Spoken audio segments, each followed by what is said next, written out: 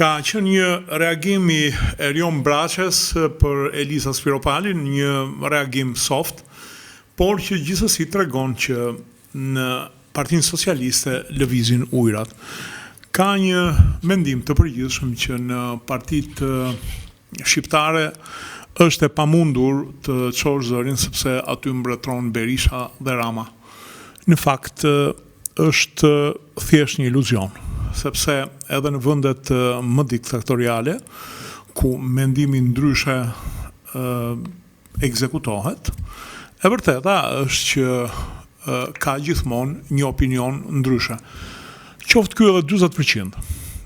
Kështu që aq më tepër në një parti në pushtet si Partia Socialiste ka pakënaqësi më të mëdha sepse ka pakënaqësi në ndarjen e tortës së pushtetit.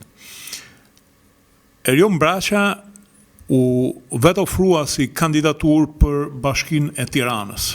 Natyrisht që ky ishte qoftë një tërheqje vëmendje për Edi Ramën për t'u vetë ofruar, po ishte edhe shprehje e një fraksionimi të Partisë Socialiste, sepse Braça nuk është një personazh i sponsorizuar nga Edi Rama. Është i vjetër në Partinë Socialiste. Dhe në një farë mënyre ai kërkon që të grumbullojë rreth vetes atë pjesë të elektoratit, atë pjesë të Partisë Socialiste, e cila nuk po merr pjesë në tortën e pushtetit. Rama natyrisht që në këto 13 vjet është kujdesur që t'i çoj në sofër her mbas here, t'i lej për një periudhë kohe, t'i heqi dhe duke i mbajtur me shpresën që shiko, do vini prapë dhe një pjesë të tyre i ka rikthyer prapë. Por është një pjesë e cila mendon që gjithmonë i takon më tepër se sa merr. Dhe kjo është prapë njerëzore. E dyta vjen Elisa Spiropali. Duhet thënë që Braça si fillim pra sa dim është më i strukturuar. Ndërsa Spiropali deri në këtë moment e kemi vetëm në deklaratat e saj në Facebook. Si do vazhdoj kjo histori? Unë e bëra edhe një koment dje dhe ajo që vura re ishte që një pjesë votues të bindur të Partisë Socialiste thonë që kjo është thjesht një pakënaqësi e saj personale e cila nuk mund të ketë jehon. Po këtu dua të sjell në vëmendje diçka.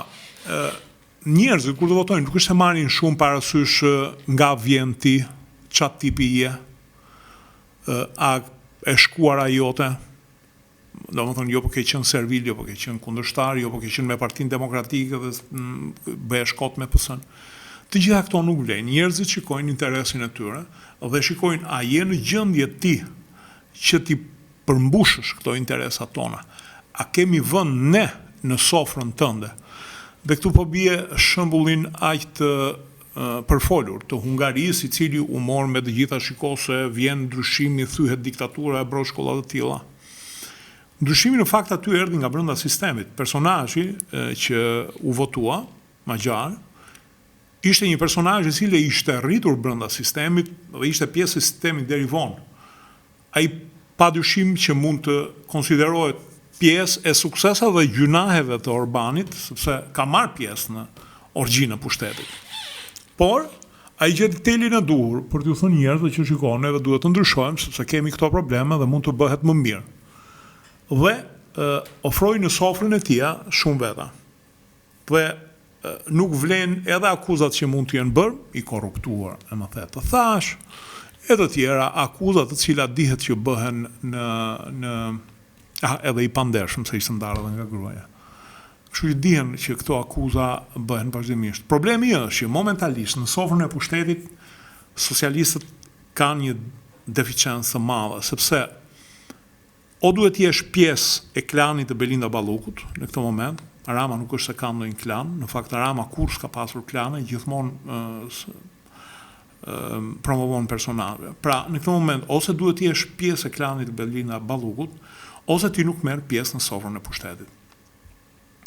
Dhe duhet thënë që pushteti sa do i madh që tjetë nuk është se i kënaqit dot të gjithë. Kështu që ndoshta Balluku ka dëshirën që t'i bëjë që të gjithë pjesë të sofrës, po e ka të pamundur. Plus pastaj që hynë edhe koeficient të tjerë, po sa besnikije, po sa rentabël je e të tjera. Kështu që kjo në një farë mënyre, pavarësisht se në mënyra soft si Braça apo në mënyra më acide si Spiropali, janë gjithsesi një tharm, një lloj krize që është brenda Partisë Socialiste. A do di ta ekuilibroj Rama këtë? A do mund të ta shtypi? Unë mendoj që edhe mund ta shtypi nëse shkon në raste ekstreme, nëse nuk përpiqet që të gjej një mënyrë bashkëtese, në mënyrë që ta rindaj sofrën e pushtetit, qoftë me Bashkinë e Tiranës, e cila sot s'diku ka kokën. Ose mund ta shtyp dhunshëm, siç bën çdo personazh i plot fuqishëm, siç bëri Berisha me Saliani për shkakun, që i tregoi direkt rrugët. Mirë, po kjo kam frikë se në një farë mënyrë bie në mpakjen e mbështetjes edhe të ndjekësve. Gjithsesi, kjo është në dorën e Ramës dhe llogarit ai bën më mirë se kushdo. Si gjithmonë, në fund, ju rekomandoj të bëheni pjesë e kanaleve tona në YouTube, drejtarit edhe të kanalit Rudina Xhunga. Faleminderit.